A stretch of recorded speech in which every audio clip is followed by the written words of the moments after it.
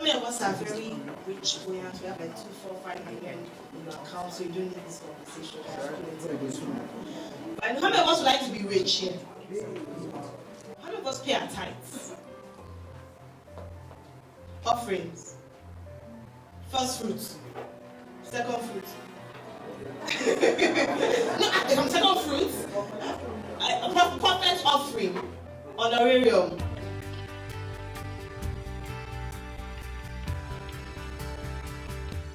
Why do we give? Why is giving necessary? It's a commandment. God has asked us to do it, and you have to obey to. It's very necessary for our prosperity, for us to prosper in life.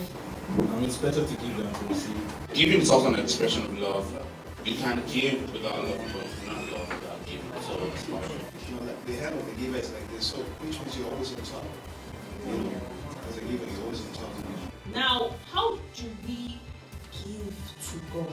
Let me tell you a story. Story. There were 2 boys, Cain and Abel. Cain gave, Abel gave. God rejected one. Why? It's just like Cain understand. Cain felt he can do it alone.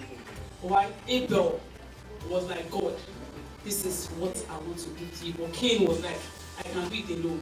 One came with the attitude of thanksgiving, and the other one was just doing it as a, should I say, or just a family tradition. When you give your first, it's like the firstborn, the first thing that comes up. You're not even sure whether there'll be number 2, there'll be number 3, but you're giving your first, which is your all.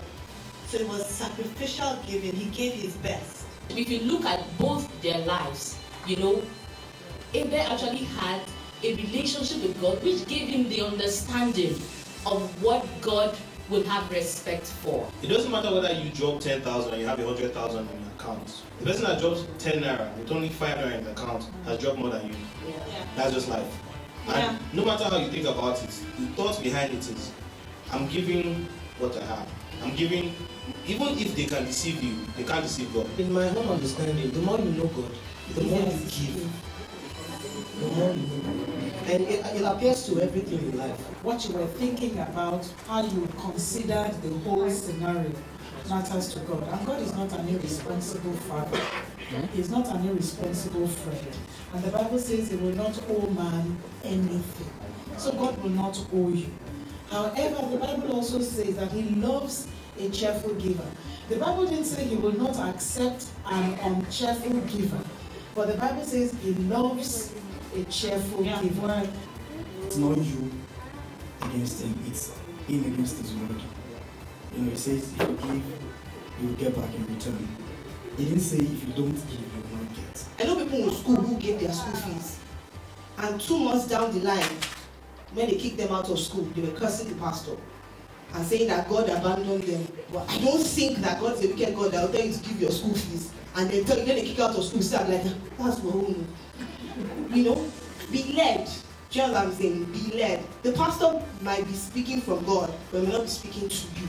That's why relationship with God is key. Like this first fruit issue, there was a particular day we were discussing and I was asking, I said, okay, for example, because I've been to Bible school where they were telling us, okay, your first fruits, you have to give it to God, your first salary, this and that. And I was like, okay, I've not had a job for say 2 years.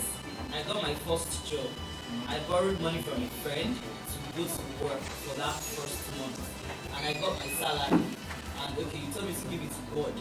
I gave it to God. So definitely the second month, I'm borrowing money again for that second month. That means my second month salary too is to pay debt. So how do we, because I don't know.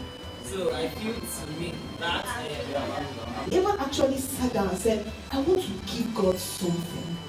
Not just anything. I just looked, okay, where is the fattest apple? Where is the juiciest orange? So it was a love process, it was a thought process. So I think God seen and God was like, wow. If you are giving to God, first of all, it's not even by force to give first fruits. It's in the Bible. The only thing that God actually asked to give was the tithe. First fruit is up to you. If you feel you want to, if you feel you want to, just know that there's a blessing attached to it. So if you want that blessing, you give your first fruit. There's a misconception about giving, and the giving is we see it as terms and conditions. there is a term, God, I give you 20, you must represent. God, I give you 40, you must represent. God, if I don't give you, something is going to happen to me. There is a terms and condition thing. And that's why most of us struggle with giving, because we feel that we're being compelled or forced. We feel that it's something that we have to do, not something that we want to do. And I want us to get to the place of it being something that we want to do.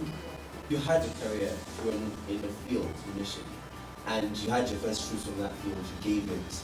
If you then switch to a different field, an entirely different field, okay? The first thing comes from that new field is that another first fruit. For me, I should do it gladly, and I will do it because I know that God is not a man that he should lie. His word does not. So ask yourself, do you want the blessing of the first fruit? Are you ready?